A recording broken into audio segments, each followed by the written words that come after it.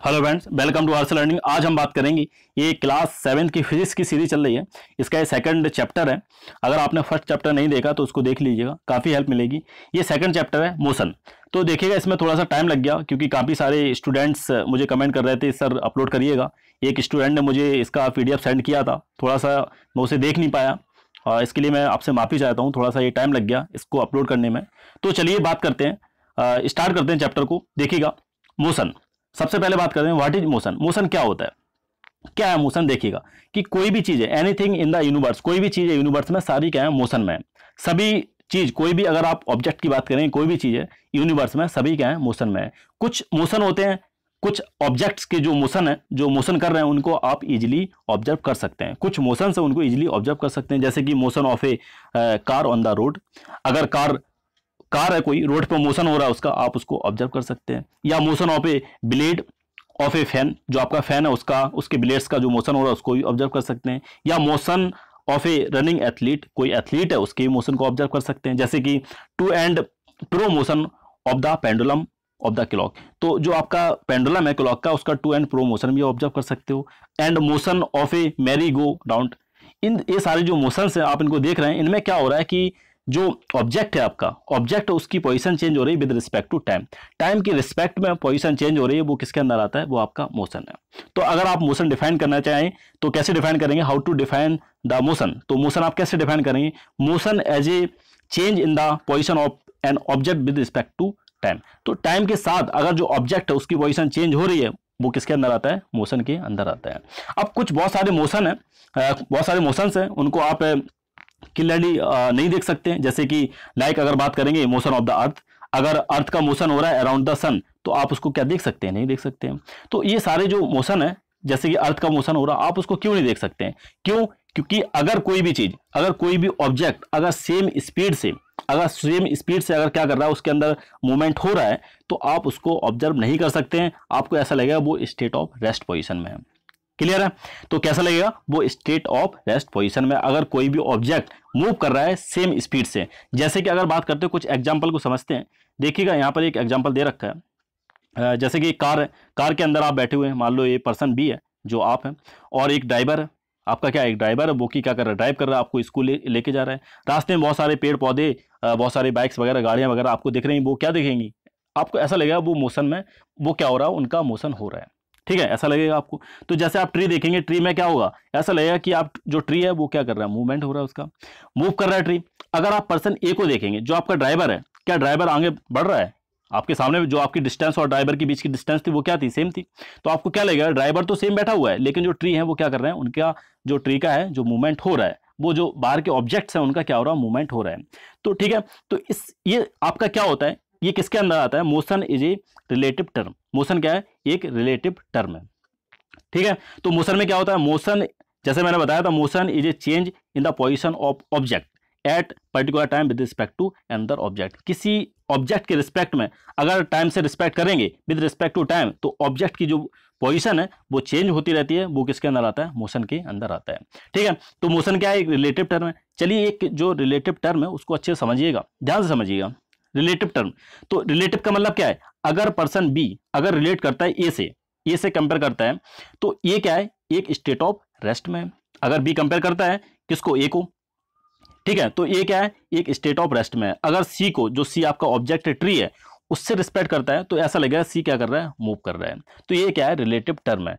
अब relative term और समझिएगा आप, ध्यान से देखिएगा। जैसे आप ट्रेन में सफर कर रहे होते हैं, ट्रेन में आपने सफर किया होगा, तो ट्रेन में आप बैठे हुए हैं, ट्रेन में आप क्या कर रहे हैं, बैठे हुए हैं।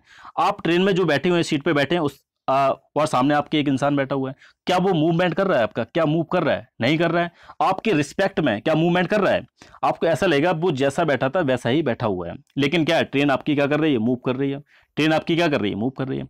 तो आपका क्या, अपने रिस्पेक्ट में उस पर्सन को देखेंगे तो वो क्या है, वो आपका स्टेट ऑफ रेस्ट में है।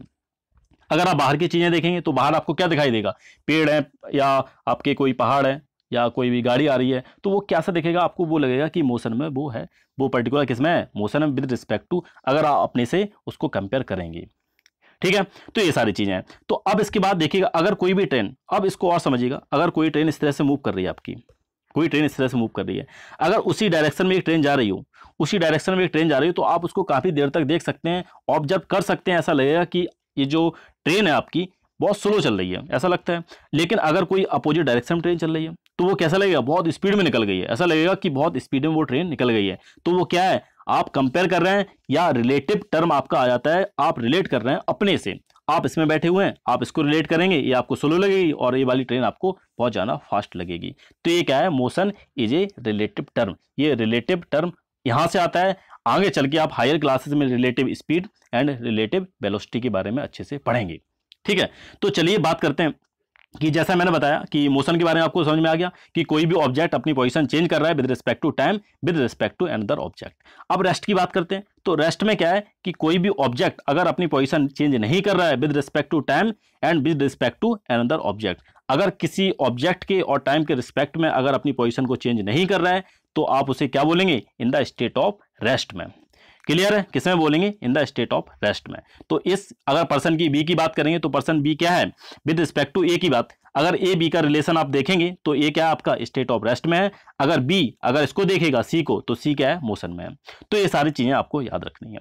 चलिए बात करते हैं, अब देखिएगा नेक्स्ट पॉइंट की तरफ चलते हैं, बात करेंगे टाइप ऑफ मोशन। तो मोशन के बारे में बात करेंगे कि बहुत सारे आपके जो ऑब्जेक्ट हैं डिफरेंट डिफरेंट टाइप के मोशन आपके करते रहते हैं। अगर जैसे कि आप मूविंग कार के बारे में बात करें, या आपका सीलिंग फैन है, या आपका एक चाइल्ड है वो क्या कर रहा है, मैरी गोल्ड राउंड में है आपका, या फिर आपका जो चाइल्ड है वो बैठा हुआ है स्विमिंग उस पर स्विंग, अगर आपका झूले पे उस तरह से बैठा हुआ है। तो ये सारे मतलब डिफरेंट डिफरेंट टाइप के आप मोशन देख सकते हैं। तो इनके बारे में एक एक करके पढ़ेंगे। सबसे पहले बात करेंगे ट्रांसलेटरी मोशन, बहुत सारे इसमें दे रखे, translatory motion, circulatory motion and oscillatory motion, and इसके बाद रिपीटिव मोशन। रिपीटिव जो आपकी मोशन है तो उसमें आप पीरियोडिक मोशन के बारे में समझेंगे, और साथ में नॉन पीरियोडिक मोशन के बारे में भी आपको पता चलेगा। साथ में नेक्स्ट आपका है रैंडम मोशन। तो एक एक करके जो आपके टाइप्स ऑफ मोशंस है उनके बारे में बात करेंगे। सबसे पहले बात करेंगे ट्रांसलेटिव मोशन। तो देखिएगा क्या है ट्रांसलेटिव मोशन। ट्रांसलेटिव मोशन में क्या होता है, कोई भी अगर आपका ऑब्जेक्ट है इन द स्टेट, अगर आपका अलोंग द स्टेट पाथ या स्टेट लाइन में अगर मूव कर रहा है तो आपका वो किसके अंदर आता है, ट्रांसलेटिव मोशन के अंदर। किसके अंदर आता है, ट्रांसलेटिव मोशन। तो ट्रांसलेटिव मोशन में क्या है, अलोंग द स्टेट पाथ अगर कोई भी ऑब्जेक्ट मूव कर रहा है तो वो किसके अंदर आएगा, ट्रांसलेटरी मोशन के अंदर आता है। ठीक है, इसमें क्या है कुछ एग्जांपल देखिएगा, जैसे कि मोशन ऑफ ए कार। अगर आपकी कार है एक रोड पे मोशन कर रहा है, आपकी कार है रोड पे मोशन कर रही है, मूव कर रही है, तो वो किसके अंदर आएगा, ट्रांसलेटिव मोशन में।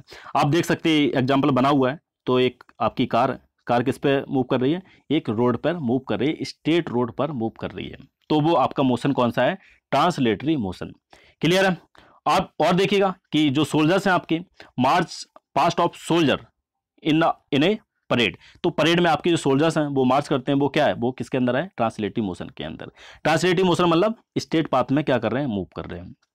और देख सकते हैं आप कि आपका एक एथलीट है या आपका स्प्रिंटर है, वो आपका रोड पे स्टेट ट्रैक में क्या कर रहा है, मूवमेंट करता है, मूव करता है, तो वो किसके अंदर आएगा, ट्रांसलेटिव मोशन में। और देखिएगा train move on A track, जो आपका ट्रैक है उस पर ट्रेन मूव कर रही है, वो भी इसके अंदर आती है।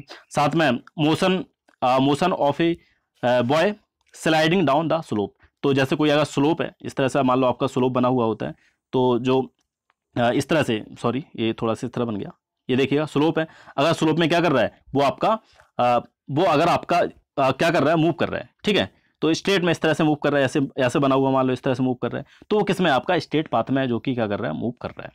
क्लियर है। अब बात करते हैं मोशन ऑफ एन एप्पल। अगर कोई आपका एप्पल है, एप्पल क्या कर रहा है, ट्री से गिर रहा होता है नीचे, वो भी क्या है आपका, वो भी एक आपका ट्रांसलेटिव मोशन में है। क्यों, क्या है, एक स्टेट पाथ है, ये आप देख सकते हैं। ठीक है, स्लोप भी क्या है, जैसे आपने स्लोप पीछे देखा था, वो भी क्या स्टेट पाथ है। ऐसा तो है नहीं जिगजैग मोशन हो रहा है, ऐसा तो है नहीं। तो आपका क्या स्टेट पाथ होना चाहिए। स्टेट पाथ में अगर कोई भी ऑब्जेक्ट मूव कर रहा है तो वो किसके अंदर आता है, ट्रांसलेटिव मोशन के अंदर आता है। ठीक है, तो ये सारे जो एग्जांपल्स हैं, एक यहाँ पर एग्जांपल दे रखा है कि आपका एप्पल है जो स्टेट पाथ में क्या कर रहा है, वो मूव डाउन नीचे की तरफ गिर रहा है ना, इस तरह से देख सकते हैं इसको आप। एक कार को भी देख सकते हैं। चलिए बात करते हैं नेक्स्ट पॉइंट की, देखिएगा सर्कुलेटिव मोशन। बात करते हैं सर्कुलेटिव मोशन की। अगर कोई भी ऑब्जेक्ट है आपका अलोंग द सर्कुलर पाथ में अगर मूव कर रहा है, अगर उसका मोशन किस में हो रहा है, सर्कुलर पाथ में हो रहा है, तो वो किसके अंदर आएगा, सर्कुलेटिव मोशन के अंदर आएगा। क्लियर है। तो आप देख सकते हैं इसको। अब जैसे कि लाइक आपका जो सर्कुलेटरी मोशन है, जो सर्कुलर आपका पाथ है वो आपका सर्किल भी हो सकता है कि सर्कल में क्या कर रहा है, वो उसका मूवमेंट है सर्किल में हो रहा है। जैसे कि एग्जांपल समझ सकते हैं आप, तो देखिएगा कि सर्कुलेटरी मोशन क्लियर हो गया। सर्कुलेटरी मोशन में क्या होता है, सर्कुलर पाथ में कोई भी object along a circular path में क्या कर रहा है, मूवमेंट कर रहा है, मूव कर रहा है। ठीक है, अब देखिए एग्जांपल की बात करते हैं। अगर आपकी अर्थ है रिवॉल्व कर रही है अराउंड द सन, तो सन के अराउंड अगर आपकी अर्थ रिवॉल्व कर रही है, वो क्या है, सर्कुलेटरी मोशन के अंदर आती है। साथ में देखिए moon revolving around the earth, moon अगर आपकी रिवॉल्व कर रही है, वो भी किसके अंदर है, तो ये सारे आपकी मोशन क्या है, सर्कुलेटरी मोशन के अंदर आते हैं। साथ में बात करते हैं कि कोई भी आपने अगर मान लो थ्रेड लिया, आपने कोई थ्रेड लिया और थ्रेड में आपने स्टोन को इस तरह से फिक्स कर दिया, टाइट कर दिया। अब इसको आप क्या करेंगे, आप इसको वेल्डिंग करेंगे, इस तरह से आप घुमाएंगे, तो वो भी क्या है, किसके अंदर है, वो सर्कुलेटरी मोशन के अंदर आता है। और देखिएगा नेक्स्ट पॉइंट देखिएगा कि अगर कोई ऑब्जेक्ट है, movement of an object when we swing it around, अगर कोई ऑब्जेक्ट है उसको चारों तरफ आप घुमाएंगे, वो भी किसके अंदर आएगा, वो भी सर्कुलेटरी मोशन के अंदर आता है। ठीक है, अब इसमें देखिएगा अगर कोई मूवमेंट ऑफ ए चाइल्ड है, वो कहाँ पर बैठा हुआ है, on the Mary go round या फिर गेंट व्हील, आप देख सकते हैं इसको गेंट व्हील, यहाँ पर आप देख सकते हैं, ये भी क्या है, ये आप इसको देख सकते हैं, चाइल्ड यहाँ पर बैठा हुआ है, गेंट व्हील है तो यहाँ पर बैठा हुआ है, तो वो भी क्या है, ये आपका गेंट है, तो वहाँ पर बैठा है, तो वो क्या कर रहा है, एक सर्कुलेटरी मोशन में क्या कर रहा है, मूव कर रहा है। तो ये सारे जो एग्जांपल हैं वो किसके हैं, सर्कुलेटरी मोशन के एग्जांपल हैं। ठीक है, एक एक करके इनको आप अपने आप से देखिएगा। थोड़ा सा मैं स्पीड में और बना रहा हूँ, जिससे कि देखिए ये पूरा चैप्टर रहता है, और मैं स्पीड में इसलिए बनाता हूँ कि बहुत सारे बच्चे ये भी कमेंट करते हैं सर आप बहुत ज़्यादा लेंदी चैप्टर बनाते हैं, लेंदी आपका वीडियो रहता है। देखिए मैं कोशिश करता हूँ कि कम से कम छोटा से छोटा वीडियो बने और आपको चीज़ें अच्छे से क्लियर हों। और मैं हमेशा आपसे बोलता हूँ कि कोई भी डाउट होया करे, कभी भी कोई प्रॉब्लम है, आप कमेंट करिएगा, विदाउट कोई हेजिटेशन कमेंट करिएगा, मुझे जब भी टाइम मिलेगा मैं आपका रिप्लाई जरूर करूँगा। तो देखिएगा ये सर्कुलेटरी मोशन का पार्ट था। अब इसके बाद देखिएगा ऑक्सीलेटरी मोशन क्या होता है। ऑक्सीलेटरी मोशन, तो ऑक्सीलेटरी मोशन में क्या होता है, कोई भी ऑब्जेक्ट आपका साइड टू साइड मूव करेगा या फिर आपका टू एंड फ्रो मूव करेगा, sorry to and fro move करेगा। ठीक है, साइड टू साइड मूव करेगा and to and fro move करेगा। जैसे कि आप देख सकते हैं वो किसके अंदर आते हैं, ऑक्सीलेटरी मोशन के अंदर आते हैं। जैसे आप देख सकते हैं कि आपका पेंडुलम क्लॉक में जो आपका टू एंड फ्रो मोशन होता है, जैसे आपका पेंडुलम यहाँ पर बना हुआ है, आप इसको देख सकते हैं, ये आपका पेंडुलम है, तो यहाँ पर आपने जो वाल है उसको आपने यहाँ पर क्या कर दिया, टाइट कर दिया। ऐसे जैसे थोड़ा सा पुश करेंगे तो ऐसे क्या हो रहा है, टू एंड प्रो मोशन हो रहा है, आगे जा रहा है और पीछे जा रहा है। तो आपका ये क्या है, टू एंड प्रो मोशन है, वो किसके अंदर आता है, ऑक्सीलेटरी मोशन के अंदर आता है। क्लियर है। अब इसके बाद देखिए motion of a child on A swing, तो यहाँ पर आप देख सकते हैं चाइल्ड क्या कर रहा है, इस तरह से आपका मोशन हो रहा है, टू एंड फ्रो आगे और पीछे जा रहा है। ये कौन सा मोशन है, आपका ऑक्सीलेटरी मोशन है।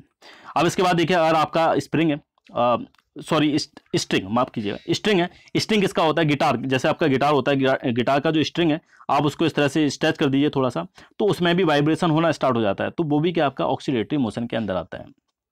ठीक है, किसके अंदर आता है, ऑक्सीलेटरी मोशन के अंदर आता है। अब इसके बाद देखिएगा कि vibration of A stretch membrane of A drum, तो ड्रम का जो आपके मेम्ब्रेन है वो भी क्या होता है, उसके अंदर भी वाइब्रेशन होता है। किस तरह से होता है, ऐसे ऐसे मोशन होता रहता है, आगे पीछे, तो वो भी क्या है, आपका ऑक्सीलेटरी मोशन है। क्लियर है। तो अब इसके बाद देखिएगा नेक्स्ट जो आपका मोशन है उसकी बात करते हैं, रिपीटिव। आप कौन सा है, रिपीटिव मोशन। क्या है रिपीटिव मोशन, तो देखिएगा क्या है रिपीटेटिव मोशन। तो रिपीटेटिव मोशन में क्या है कि इसमें क्या है कि जो आपका ऑब्जेक्ट है वो क्या हो रहा है, रिपीट होता रहता है अगेन टू अगेन। क्या होता है आपका जो मोशन है, रिपीटेटिव मोशन में क्या होता है कि जो ऑब्जेक्ट आपका रिपीट होगा अगेन टू अगेन, आपका रिपीटेशन आपको देखने को मिलेगा। तो इसमें क्या होता है कि दो तरह के मोशन होते हैं, एक तो पीरियोडिक मोशन है और दूसरा आपका नॉन पीरियोडिक मोशन। तो पीरियोडिक मोशन में क्या है कि ऑब्जेक्ट आपका रिपीट तो होगा, अपने आप रिपीट होगा after a regular interval of time. एक आपका फिक्स टाइम होगा, रेगुलर इंटरवल ऑफ टाइम के बाद उसमें क्या होगा, जो रिपीटिशन है आपको देखने को मिलेगी। एक फिक्स इंटरवल ऑफ टाइम के बाद, एक रेगुलर इंटरवल ऑफ टाइम के बाद जो रिपीटिशन है मोशन में वो आपको देखने को मिलेगी।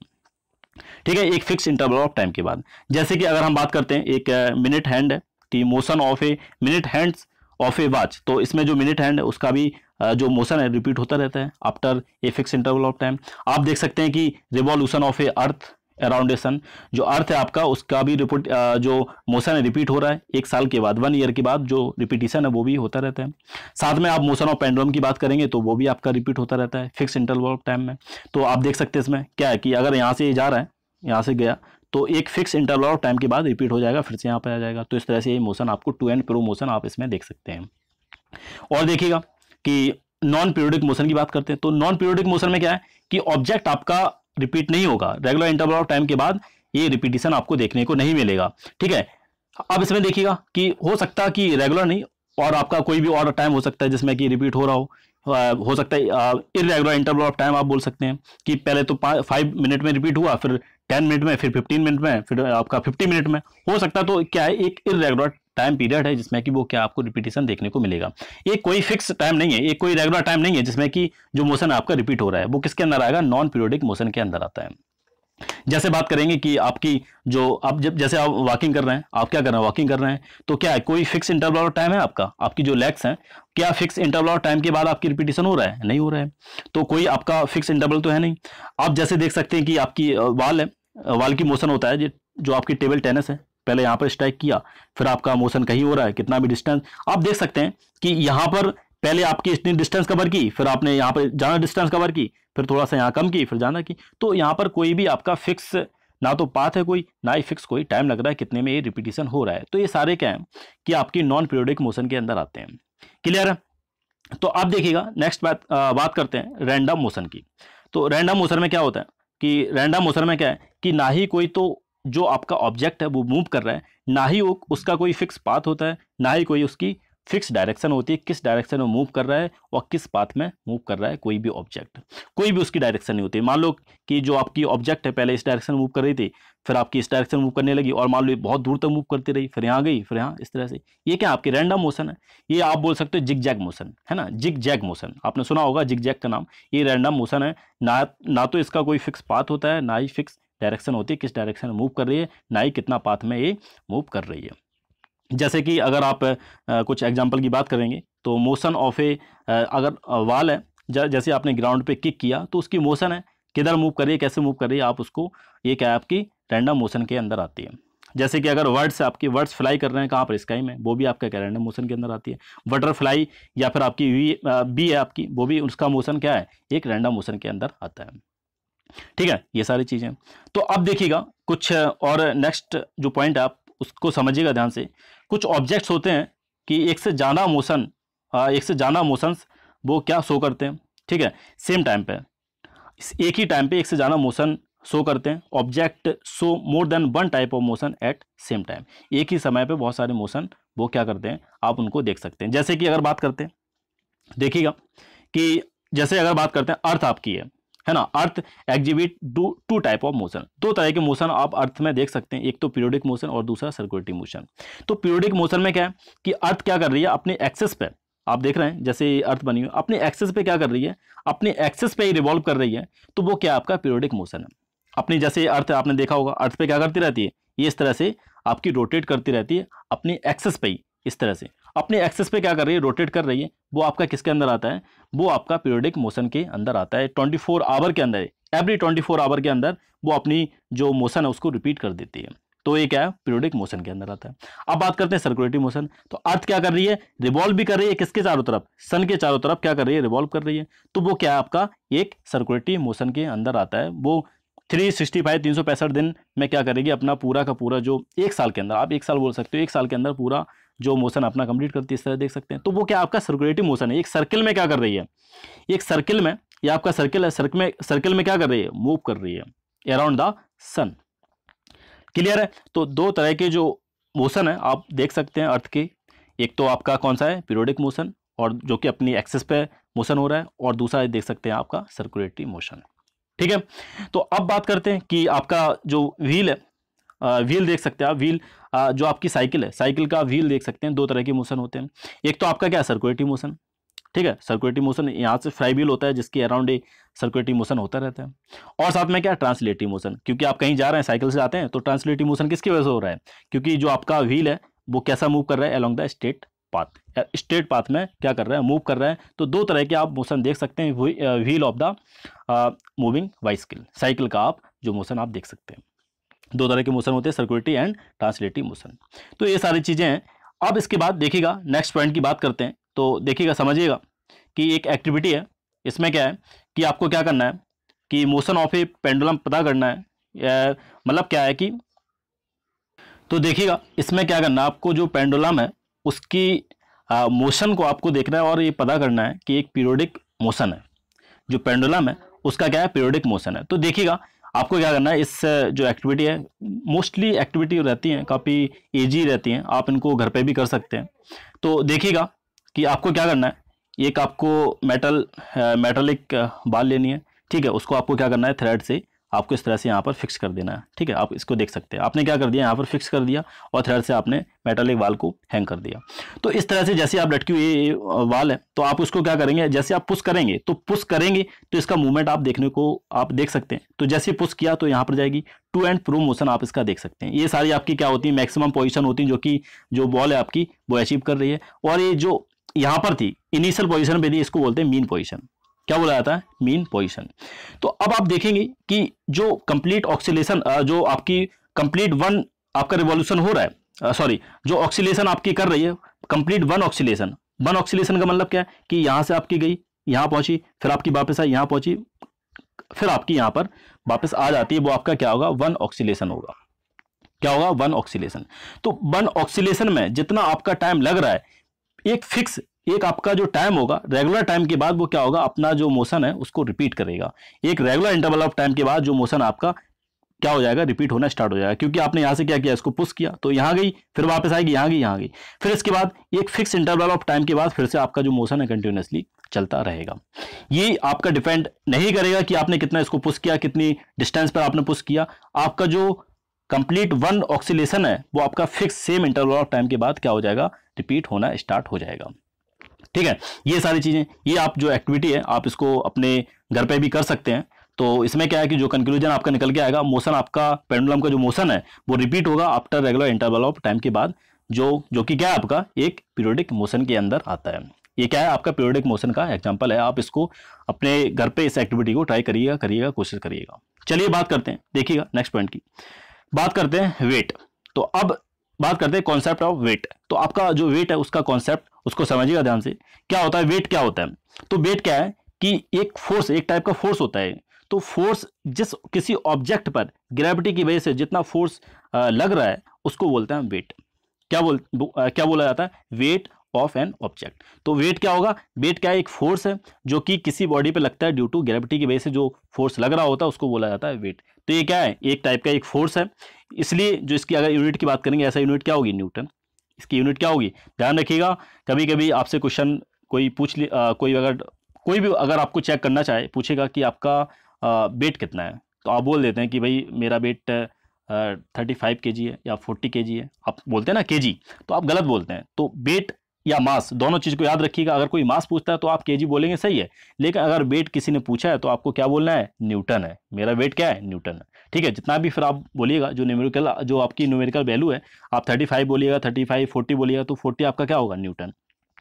अगर आपको मेजर करना है वेट को, अगर आपको मेजर करना है किससे मेजर करेंगे, स्प्रिंग बैलेंस से। किससे मेजर करेंगे, स्प्रिंग बैलेंस से। अब देखिएगा कि अगर बात करते हैं रिलेशन की, बात करते हैं relationship between the mass and weight. तो मास और वेट के बीच में जो रिलेशन होता है उसको देखिएगा।